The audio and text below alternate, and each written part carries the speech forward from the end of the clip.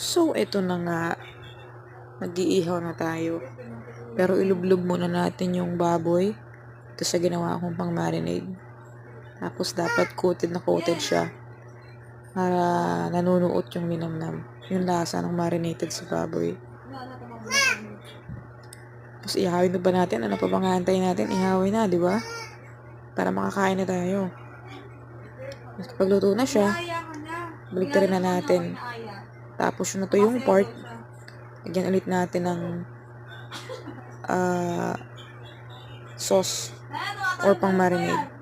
So every after babaliktarin ko siya, kailangan ko siyang brushan ng sauce niya rin para juicy tsaka nanunuot yung linamnam. Kunin na natin kapag luto na. Baka kunin pa ng iba eh. Tapos kukuha lang ako ng tatlong pirasong puno ng lettuce pandagdag dun sa baboy natin para healthy kunwari.